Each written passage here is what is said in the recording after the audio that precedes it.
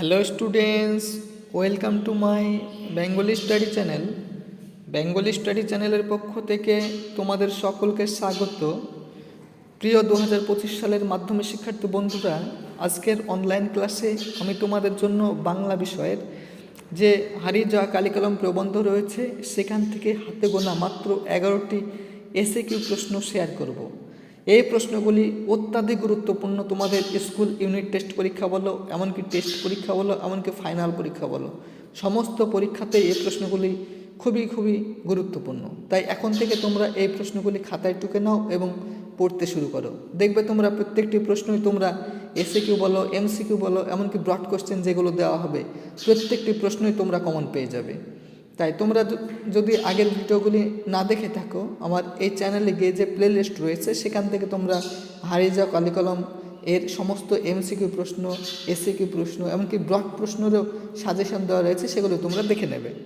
তাই আলোচনা শুরু করার পূর্বেই তোমরা যারা নতুন আমার এই চ্যানেলে ভিডিও দেখছো তারা অবশ্যই আমার এই চ্যানেলটিকে সাবস্ক্রাইব করবে এবং পাশে থাকা বেল আইকন বেলটি প্রেস করে অল নোটিফিকেশন অন করে দেবে, যাতে করে আমার ভিডিও ছাড়ার সঙ্গে সঙ্গে সববার আগে তোমাদের কাছে পৌঁছে যায়।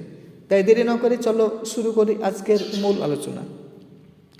হারিয়ে যাওয়া কালিকলম প্রবন্ধে যে 36 নম্বর প্রশ্নটি তোমাদের জন্য রেখেছি সেটি হলো, দোয়াত যে কত রকমের হতে পারে, প্রবন্ধে উল্লেখিত বিভিন্ন প্রকার দোয়াতের নাম লেখো। চলো এই প্রশ্নের সঠিক উত্তরটি আমরা দেখে নিই। কাঁচ, পোর্সলিন, শ্বেতপাথর, পিতল, ব্রোঞ্জ, ভেড়ার শিং, সোনাসহ নানা ধরনের দোয়াতের কথা প্রবন্ধে উল্লেখ করেছেন। এখানে 36 নম্বর দেওয়া রয়েছে কারণ 35 নম্বর পর্যন্ত আগের আমার আলোচনা করা হয়েছে। যদি কেউ দেখে না থাকো তাহলে আমার চ্যানেলে গিয়ে যে প্লে লিস্ট রয়েছে সেখানে 1 থেকে 35 নম্বর প্রশ্ন আলোচনা করা হয়েছে, সেগুলো প্লে লিস্ট থেকে দেখে নেবে। পরের প্রশ্ন 37 নম্বর, তিনি আউড়ে চলেছেন, কে কি আউড়ে চলেছেন? চলো এই প্রশ্নের সঠিক উত্তরটি আমরা দেখে নিই। কলেজ স্ট্রিটের কলমের দোকানদার লেখকের সামনে দামসহ একাধিক কলমের নাম যথা পার্কার, শেফার্ড, ওয়াটারম্যান, সোয়ান প্রভৃতি আউড়ে চলেছেন। পরের প্রশ্ন 38 নম্বর, জন্ম নিল ফাউন্টেন পেন। ফাউন্টেন পেন কীভাবে জন্ম নিল? খুবই ইম্পর্ট্যান্ট প্রশ্ন এটি। চলো এই প্রশ্নের সঠিক উত্তরটি আমরা দেখে নিই। ব্যবসার চুক্তিপত্রে দোয়াতের কালি উল্টে পড়ায় লুইস এডিসন ওয়াটারম্যান চুক্তিপত্রে পাকা করতে ব্যর্থ হন। এই ঝামেলার হাত থেকে মুক্তি পাওয়ার জন্য পরবর্তীকালে তিনি ফাউন্টেন পেনের জন্ম দিয়েছিলেন। পরের প্রশ্ন 39 নম্বর, দুজন সাহিত্যিকের নাম করো যাদের নেশা ছিল ফাউন্টেন পেন সংগ্রহ করা। বিশেষ ইম্পর্টেন্ট প্রশ্ন, তোমরা মনে রাখবে এটি, কারণ যদি বিভিন্ন এর টেস্ট পেপার ফলো করো তোমরা এই প্রশ্নটি তোমরা দেখতে পাবে। তাই এই প্রশ্নটি অত্যাধিক গুরুত্বপূর্ণ তোমাদের টেস্ট পরীক্ষার জন্য, এমনকি স্কুল ইউনিট টেস্ট পরীক্ষা বলো, এমনকি ফাইনাল পরীক্ষা বলো, সমস্ত পরীক্ষাতে ইম্পর্টেন্ট। চলো এই প্রশ্নের সঠিক উত্তরটি আমরা দেখে নিই। দুজন বিখ্যাত সাহিত্যিক শৈলজানন্দ মুখোপাধ্যায় এবং শরৎচন্দ্র চট্টোপাধ্যায়ের ছিল ফাউন্টেন পেন সংগ্রহের নেশা। পরের প্রশ্ন 40 নম্বর, অক্ষর জ্ঞানহীনকে লোকে বলে, লোকে কি বলে? খুবই ইম্পর্টেন্ট প্রশ্ন এটিও। চলো এই প্রশ্নের সঠিক উত্তরটি আমরা দেখে নিই। অক্ষর জ্ঞানহীনকে লোকে বলে, ওর কাছে ক অক্ষর গোমাংস। পরের প্রশ্ন 41 নম্বর, কলকাতার ইতিহাসেও এ ধরনের ডুয়েল বা দ্বৈরথের কাহিনী রয়েছে। কোন ধরনের কাহিনীর কথা বলা হয়েছে? চলো এই প্রশ্নের সঠিক উত্তরটি আমরা দেখে নিই।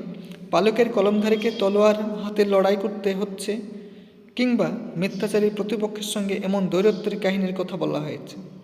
পরের প্রশ্ন 42 নম্বর, সেটা অবশ্য ইচ্ছাকৃত নয়, কোনটা অনিচ্ছাকৃত? চলো এই প্রশ্নের সঠিক উত্তরটি আমরা দেখে নিই। অনেকে চুলে কলম ধারণ করে, প্রাবন্ধিকের মতো সেটা অনিচ্ছাকৃত। পরের প্রশ্ন 43 নম্বর, আমরা ফেরার পথে কোনো পুকুরে তা ফেলে দিয়ে আসতাম। বক্তা কেন তা পুকুরে ফেলে দিতেন? চলো এই প্রশ্নের সঠিক উত্তরটি আমরা দেখে নিই। প্রচলিত বিশ্বাস অনুযায়ী অক্ষর জ্ঞানহীন গরুকে অক্ষর খাওয়ানো পাপ, তাই অমঙ্গলের ভয়ে মাস্টারের দেখে ফেরত দেওয়া হোম টাস্কের কলাপাতাগুলি প্রাবন্ধিকেরা পুকুরে ফেলে দিয়ে আসতেন। পরের প্রশ্ন 44 নম্বর, তাই নিয়ে আমাদের প্রথম লেখালেখি। কী নিয়ে লেখকদের প্রথম লেখালেখি? খুবই ইম্পর্টেন্ট প্রশ্ন এটি। চলো এই প্রশ্নের সঠিক উত্তরটি আমরা দেখে নিই। বাঁশের কঞ্চি দিয়ে তৈরি কলম, মাটির দোয়াত, লেখার জন্য কলাপাতা আর হাতে তৈরি কালি দিয়েই লেখকদের প্রথম লেখালেখি।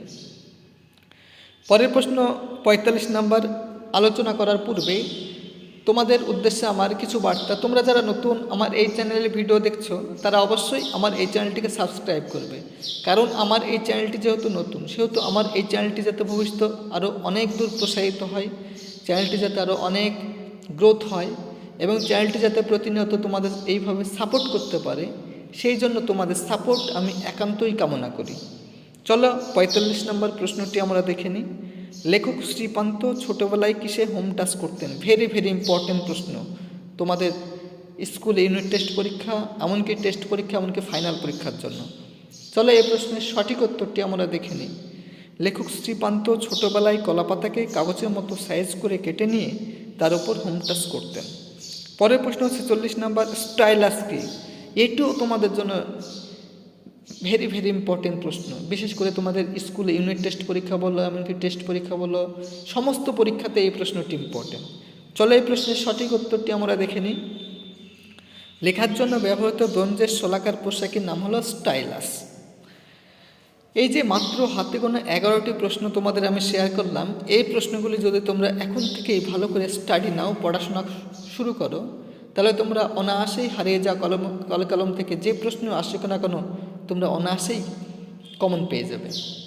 তাই এই রকম নিত্য নতুন ভিডিও পেতে তোমরা অবশ্যই আমার এই চ্যানেলটিকে সাবস্ক্রাইব করবে, লাইক করবে, কমেন্ট করবে এবং চ্যানেলটি বন্ধু বান্ধবদের মধ্যে অধিক পরিমাণে শেয়ার করো।